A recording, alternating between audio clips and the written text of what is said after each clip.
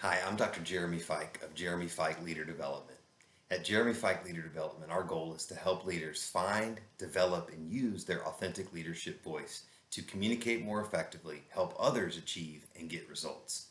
We work with clients of all sizes in all types of organizations in all different industries, and we live in really interesting times, especially with everything that's going on right now in the world and regarding the pandemic. And I've had so many emails and phone calls and text messages from different people, from clients facing challenges, from friends and relatives trying to figure out how best to communicate with their friends and with their employees and with their staff, and just from all different types of industries, from churches to small organizations to big corporations. So I really felt like I wanted to try to send out a training here that would hopefully be helpful for you as you are trying to navigate how best to communicate with people in really times when communication is especially challenging, even more so than it is on a daily basis when things are quote unquote normal. So let me ask you a question. Have you ever been in a meeting and you're sitting through this meeting and you're getting update after update after update, and you find yourself saying, gosh, why couldn't this have been an email? It seems like it would have been so much easier to just email this out. Or perhaps by contrast, the other side of it, where you've been trying to resolve something by email or maybe by text message or by instant message, and you just got frustrated. You just picked up the phone and said, okay, hey, let's just talk about this. It'd be a lot easier than just texting or whatever it may be. If you faced either of these situations, chances are you have faced a challenge that I'm going to address directly with this training video. And that is the idea of media richness. And then more specifically than that, it's the idea of how do we select the right mode of communication, the right medium to match the kind of message that we're trying to send or the task we're trying to accomplish. So that's what we're going to address with the idea of media richness.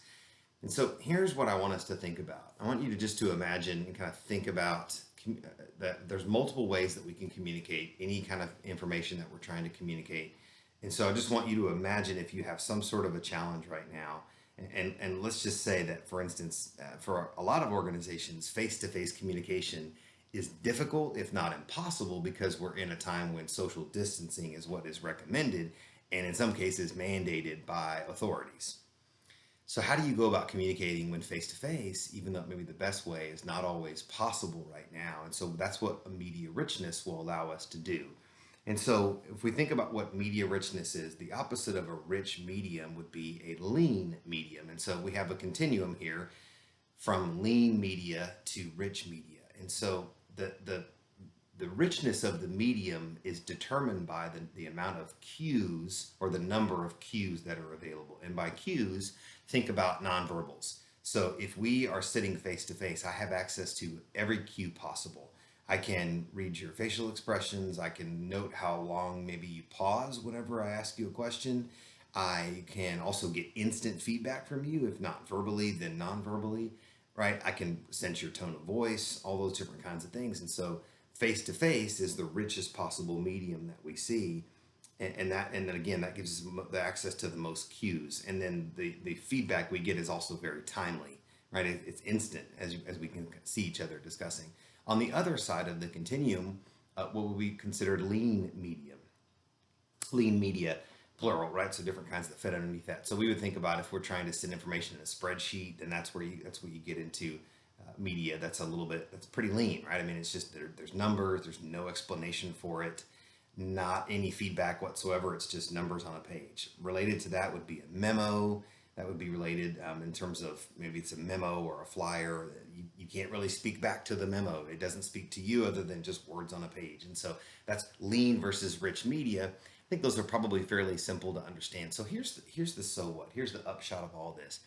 It's very, very important that we think about matching the ambiguity or the complexity of the message that we're trying to send with the richness of the medium. So we're going to match the ambiguity or the complexity of the message that we're trying to send with the medium that we want to select to send that message. And so I'm going to walk through that in a second. Then I want to give you a case study. I want to give you an example and then some tips to kind of think about that may help us think about or help you apply what that looks like in a real example that I know so many of us are thinking about facing right now. And so the ambiguity, what that basically means is how complex is the message? How likely is it that people are going to misunderstand parts of the message? Is it a simple message? Is it fairly routine? Is it one, for instance, if you're communicating a message that, hey, we're going to change our phone call from 1 o'clock Central to 2 o'clock Central, that's pretty unambiguous, pretty clear. Okay. So that one you might be able to use just a simple text message or an email or whatever it is. But if you're communicating something, for instance, like a staff change to a number of people, then that may require more of a rich medium for us to kind of think about. And so those are the kind of things to think about there is how ambiguous is the message? How likely are people within your organization or the people who are receiving the message, are they going to need someone to help them make sense of the message? And if so, then you probably want to opt to more of the rich medium that you're going to use, right? More up over on that side of the continuum. So how ambiguous is it? How complex is it? How new is it? How assess the novelty of the communication as well. If it's fairly routine, then probably a text or an email will suffice. Another consideration would be how much information is there. Are we sending an update that's 3 points, 4 points, 5 points, 6 points? The more information we have, the richer we probably want to use, right? So we may want to, we might want to pack 10 bullet points into an email because it may be overwhelming. We definitely don't want to pack too much into another tool like Slack, which is really meant to be a little bit brief, a little bit more of just brief updates. We don't want to type a whole bunch of stuff out. So we just want to kind of think about that as well. So I'd like to just give you one example that will, I hope, give you kind of help you firm this up in your mind, help you really apply it. And this is based on a real example that I heard recently. Let's say that you're so I mentioned the ambiguity of the message is important and how likely it is to be misunderstood.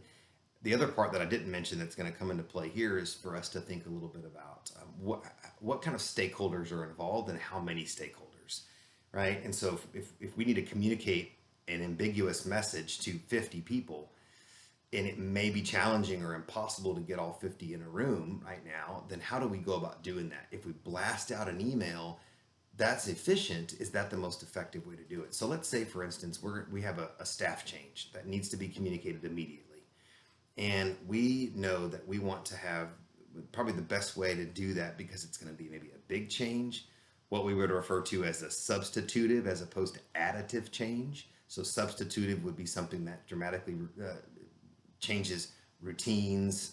It dramatically, maybe it impacts policy or just kind of normal business, the way things are done, especially if it has to do with staff. Those are almost always substitutive. I mean, we can add people, but if it's a pretty major disruption, then chances are we're going to want to use more of a rich medium to communicate that, because there's probably going to be ambiguity in that. So, okay, back to our example. So we're going to communicate a staff change to 50 people. We want to give them an opportunity to make sure that they understand, right? We want to make sure they understand the message. So it's complex, it's new for them. So they want to make sure they understand that. So what I would recommend for something like that would be to set up a video conference or a webinar. So there's tools out there like Zoom. It's just zoom.us that offers free plans where you can host up to 10 people, right, that are going to be on a call, and you would see a window kind of like you do here with me talking, and then other people, you would see their boxes, their faces as well. Again, if you have more than 10 people, then perhaps you want to get a different plan. And so Zoom has plans where you can get up to 100 people on a call as well. So it just kind of depends on how many people you have. And so let's say you're going to, what I would recommend in that case, if you're going to communicate that way, or a policy change or whatever it may be, is set the webinar up and have, let's just block however much time, let's just say an hour and a half. And we're going to have, for the first 30 minutes, we're going to have somebody in charge, probably maybe the person that's going to be leaving the staff position, maybe the person that's coming in. They're just going to each take some time and just present, right? Just sort of a download of information for 30 minutes. While they are discussing, then we're going to have the participants, we're going to encourage them to submit their comments in the chat box. Zoom has a chat function. Most webinar video conferencing platforms do. So they're going to submit their comments. They're going to submit their questions while they're talking. While the staff member is talking, we're going to have the comment box, the chat box, turned off, so they're not distracted. They're just going to communicate and share their information. But the important thing is that we're going to have somebody moderating. We're going to have a second person or a third person who is going to be taking notes and recording all of the comments and kind of getting a sense of if there's going to be some similar ones, right? We're going to sort of look for themes and that kind of thing. Probably can't address every question. That's going to be They're going to come up in 30 minutes or however long you decide. So then what I would recommend is maybe you take the next 30 minutes and you have the person address and say, hey, Samantha, we're getting I've noticed one big question folks want to know, and then Samantha would then address those, then use the last 30 minutes to address live questions from the people in the group. And so even if you have 50 people or 75 people, usually there's going to be tools where they can click a button and raise their hand or whatever the case may be. And so that would be just an example of what that may look like. And what you'll see in that is, if we look back at our continuum, is that video conferencing is a pretty rich medium. It's what we're doing here in terms of talking, and you can see my cues. If we're going back and forth, we've got pretty instant feedback. It's pretty close to face-to-face. It's about as good as we can get right now without being in person, without being co-located with each other in a room. And it also allows people to type out their comments, but then possibly have discussion around those comments so that there's no misunderstanding between, am I reading your question correctly, right? We can sort of follow up with that. So it really, we're kind of working on the richer side of the medium, with also being pretty efficient with our time and effective as well with how we communicate. So I hope that really helps. I hope that gives you some ideas to think about in terms of how do we make decisions about the right media to use. I would encourage you to follow to follow me, to follow Jeremy Fyke Leader Development, to go to my website and to see some other content and other information that I have. And I would just love to be able to help you and your organization communicate, especially in these difficult times right now, really all the time, so we can make our organizations more effective and just better places to work. Thank you.